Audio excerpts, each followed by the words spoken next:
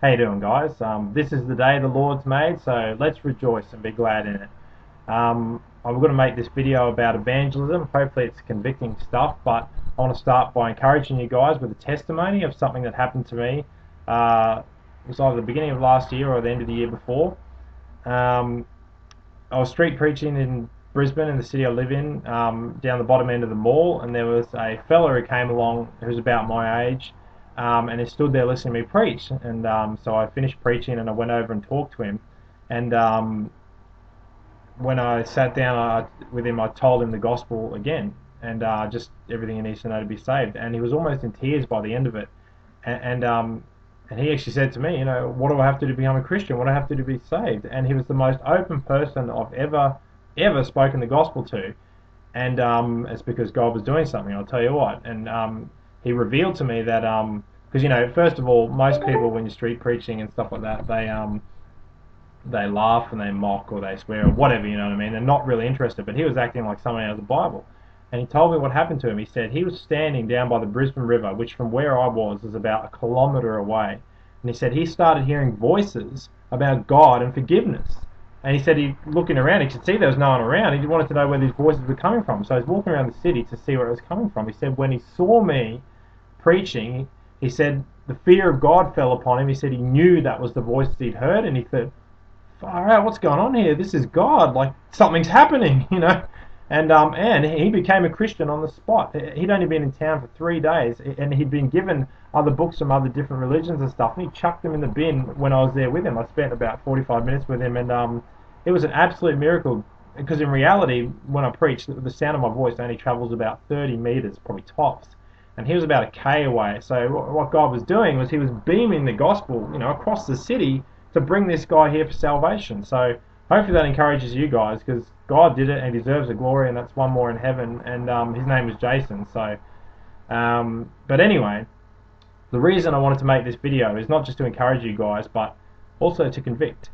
1 Corinthians 15:34 says, "Awake to righteousness and do not sin, for some do not have the knowledge of God. I speak this to your shame."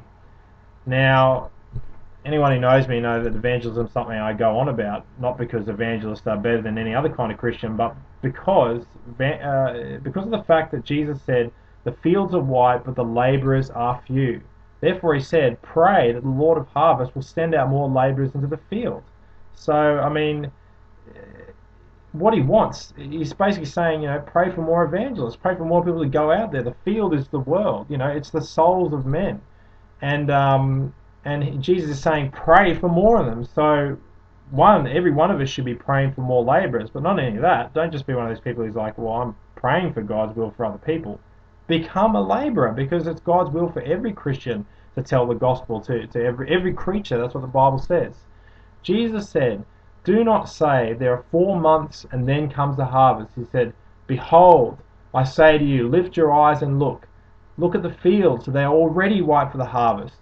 So what I believe that's saying is that not only the fact that we all know that everyone needs salvation and the time is now, but he's saying, do not wait. He says, don't say 4 months. Don't say, oh, I'm going to go out and start preaching the gospel next year or next month or next week. He says, they're there now. He said, we're not guaranteed a tomorrow, because God knows our appointed time. We don't know that. It's not given. We just got to trust God to use us in between the time that our life comes to an end.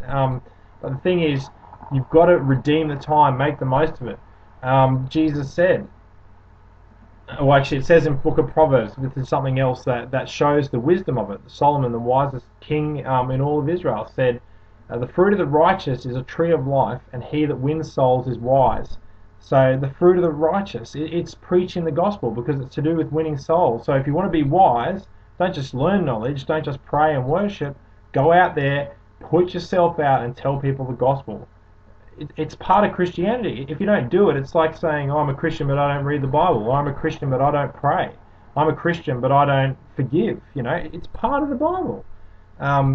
Proverbs 24:11 says, "To deliver those that are drawn towards death, and to those that are ready to be slain." And it says, "If you say, behold, we did not know it, then does not he who weighs the hearts consider it? And he that keeps your soul, does he not know it? And will he not render to every man according to his deeds?" what it's saying is, we know that these people are going to hell. And if we're not out there actively doing something, whether it's handing out tracts, obviously praying for the lost, but telling people the gospel, um, making gospel videos on YouTube, for heaven's sake, anything. You just got to do something. You've got to get out there in the field. You don't have to be open air preachers. You can just talk to people one on one. I've got a friend who approaches people in shopping centres, just walks up to them and starts a conversation about God, cold turkey, and some great things have come out of that. But anyway, so we all know we're supposed to do it, but as Corinthians says, it's to our shame if we don't. It says, some do not have the knowledge of God. I speak this to your shame, and we should be ashamed if we're not there evangelizing. Not trying to condemn people. I'm just saying that's part of the Bible.